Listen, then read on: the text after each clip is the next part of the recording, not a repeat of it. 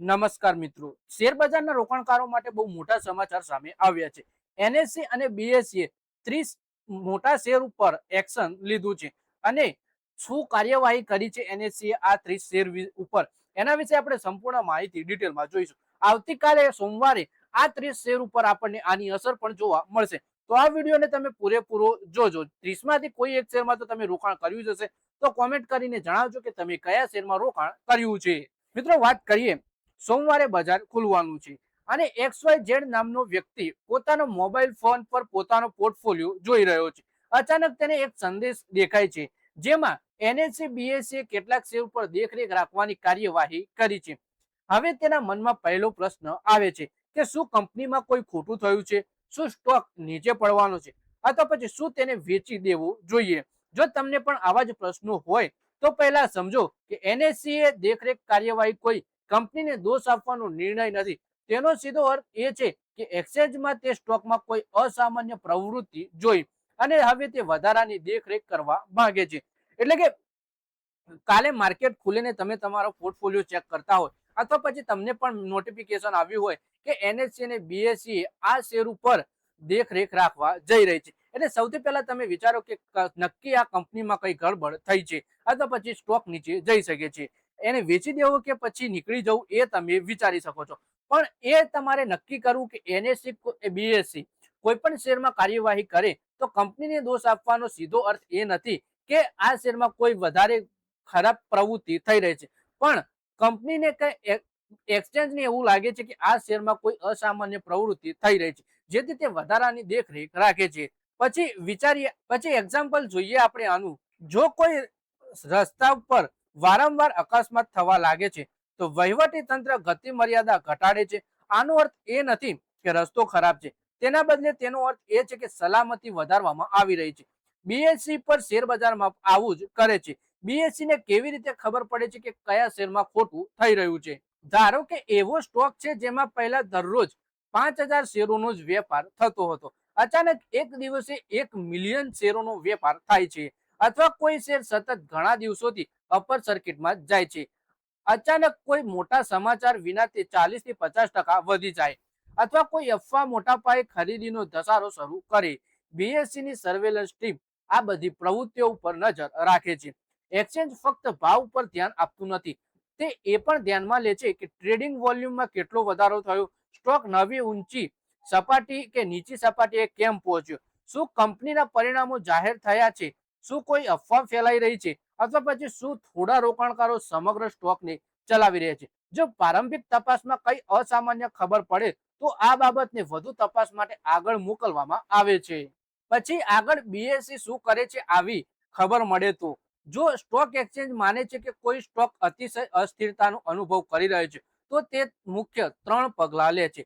સૌથી પહેલા આવા શેરમાં વેપાર કરવા માટે વધુ ડિપોઝિટની જરૂર પડે, એટલે કે માર્જિન 25%, 50% અથવા 75% જેટલું હાઈ કરી દેવામાં આવે છે.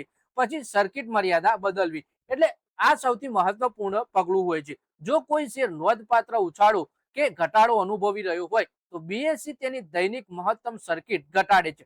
ઉદાહરણ તરીકે જો સ્ટોક પહેલા એક જ દિવસમાં 20% ઉપર નીચે થઈ શકતો હોય તો હવે તે 5% સુધી મર્યાદિત કરી દેવામાં આવે છે. આનાથી અચાનક ખરીદી અને વેચાણને અટકાવવામાં આવે છે. પછી ત્રીજું મહત્વપૂર્ણ પગલું છે ટ્રેડ ટુ ટ્રેડ, એટલે કે જો કોઈ સ્ટોક ટ્રેડ ટુ ટ્રેડ સેગમેન્ટમાં મૂકવામાં આવે તો તે જ દિવસે ઇન્ટ્રાડેમાં ખરીદી અને વેચાણ કરવાની ક્ષમતા દૂર થઈ જાય છે. આનો અર્થ એ છે કે જો તમે શેર ખરીદો છો તો તમારે ડિલિવરી લેવી જ પડશે, જો તમે વેચો છો તો તમારી પાસે શેર હોવા જ જોઈએ. આનાથી સટ્ટો ઓછો થાય છે, એટલે કે ઇન્ટ્રાડે ટ્રેડિંગ સંપૂર્ણપણે બંધ થઈ જતી હોય છે જો કોઈ શેરને ટ્રેડ ટુ ટ્રેડ સેગમેન્ટમાં મૂકવામાં આવે તો. પછી વાત કરીએ કે 29 જૂન 2026 થી આ સ્ટોકમાં બદલાયેલા ટ્રેડિંગ નિયમો લાગુ પડશે, એટલે કે જે 30 શેર માં કાર્યવાહી કરી છે એનએસસી અને બીએસસી એ 29 જૂન 2026 થી અમલમાં મૂકવામાં આવશે. બીએસસીએ કુલ 30 સ્ટોકમાં સર્કિટ લિમિટમાં ફેરફાર કર્યો, એટલે કે કુલ 30 શેરમાં સર્કિટ ફિલ્ટર બદલવામાં આવ્યા છે. એમાં સૌથી પહેલો શેર છે એએનજી લાઈફ સાયન્સ ઇન્ડિયા. આમાં 20% ની સર્કિટ ફિલ્ટર બદલી 5% કરી દેવામાં આવી છે. ભીલવાડા ટેકનિકલ ટેક્સટાઇલમાં 20% થી 10% કરવામાં આવી છે.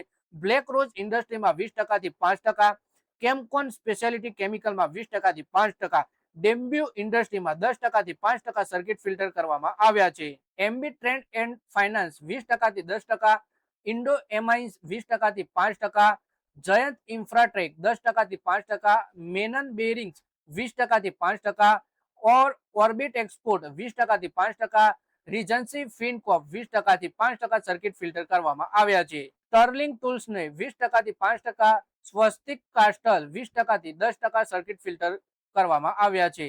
આ શેરોમાં હવે પહેલા કરતા દૈનિક અસ્થિરતા ઓછી જોવા મળશે. એવા શેરો જેમની સર્કિટ લિમિટમાં વધારો કરવામાં આવે છે, એટલે કે પહેલા આપણે વાત કરી સર્કિટ લિમિટમાં ઘટાડો કરવામાં આવે, હવે એવા શેર વિશે વાત કરીએ જેમાં સર્કિટ લિમિટમાં વધારો કરવામાં આવ્યો છે. એટલે કે બીએસએ ટ્રેડિંગ પ્રવૃત્તિ અને અન્ય પરિણામોના આધારે કેટલાક શેરોમાં અપર સર્કિટમાં પણ વધારો કર્યો છે. આમાં આ શેર સામેલ છે: સિટીઝન ઇન્ફોલાઇન 1% થી 2%, ડેવ લેબટેક વેન્ચર 5% થી 20%, ફિલ્ટ્રોન એન્જિનિયરિંગ 1% થી 2% સર્કિટ ફિલ્ટરમાં સુધારો કરવામાં આવ્યો છે. ષટકોણ પોષણ 5% થી 20%, ઇનોવેટિવ આઈડિયાલ્સ એન્ડ સર્વિસ ઇન્ડિયા 5% થી 20%, ઇન્ટિગ્રેટેડ પ્રોટીન્સ 2% થી 5%, જેટમોલ સ્પાઇસીસ એન્ડ મસાલા 2% થી 5% સર્કિટ ફિલ્ટર બદલવામાં આવ્યા છે.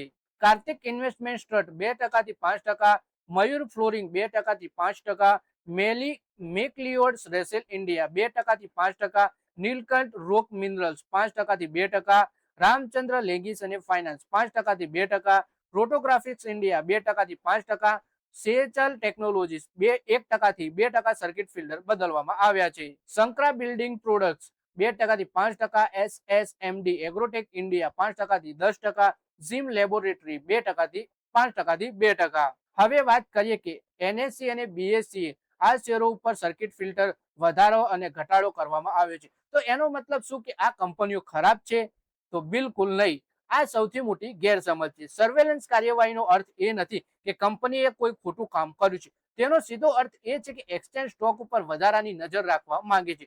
જો પછીથી બધું સામાન્ય થઈ જાય તો આવા પ્રતિબંધો હટાવી શકાય છે. જો તમારી પાસે આમાંથી કોઈ સ્ટોક હોય તો તમારે શું કરવું એ મુદ્દાની વાત છે. પ્રથમ, ચિંતા કરવાની અને સ્ટોક વેચવાની જરૂર નથી. કંપની તમે એ તપાસો કે કંપનીનું ટ્રેડિંગ કેવું છે, પરિણામો શું છે અને શું ફક્ત સર્કિટ બદલાય છે કે અથવા તેને ટ્રેડ ટુ ટ્રેડ સેગમેન્ટમાં પણ મોકલવામાં આવે છે. શું સ્ટોકમાં અગાઉ સામાન્ય વધારો થયો છે કે નહીં, એ બધું ચેક કરવું જોઈએ તમારે. પછી એક્સચેન્જરનું કામ બજારોને રોકવાનું નથી પરંતુ તેને સુરક્ષિત રાખવાનું છે. સરેરાશ રોકાણકાર માટે સૌથી મોટો પાઠ એ છે કે જો કોઈ સ્ટોક કોઈ પણ કારણવાર વગર વારંવાર અપર સર્કિટ સ્પષ્ટ કરી રહ્યો હોય તો તે અચાનક સોશિયલ મીડિયા ઉપર ચર્ચાનો વિષય બની જાય છે. જો ટ્રેડિંગ વોલ્યુમ અચાનક ઝડપી વધે તો ફક્ત વધારાના કારણે રોકાણ કરવાનું ટાળો, કારણ કે ઘણી વખત આવી પ્રવૃત્તિઓ પછી બીએસસી સર્વેલન્સ કાર્યવાહી કરે છે. તો મિત્રો, આ વિડીયોમાં આપણે વાત કરી એનએસસી અને બીએસસી 30 શેરોમાં સર્કિટ ફિલ્ટરમાં વધારો ઘટાડો, 30 શેરોમાં મહત્વપૂર્ણ કાર્યવાહી કરી છે, જેના કારણે આપણને આવતીકાલે આ 30 શેરોમાં અસર જોવા મળી શકે છે. તમારે કોઈ પણ રોકાણકારે ગભરાવાની જરૂર નથી. તો મિત્રો, આ વિડીયોમાં બસ આટલું જ. હવે મળીએ આવનારા વિડીયોમાં. ત્યાં સુધી વિડીયોમાં લાઈક કરો, કોમેન્ટ કરો અને વિડીયો પોતાના મિત્રો સાથે ફેસબુક, ઇન્સ્ટાગ્રામ, વોટ્સએપ બધી જગ્યાએ શેર કરો. શેર બજારની આવી જ માહિતી ગુજરાતીમાં જોવા માટે તમે ચેનલને સબસ્ક્રાઇબ કરી ઘંટડી દબાવી દેજો અને આપણા ફેસબુક પેજને પણ ફોલો કરી લેજો.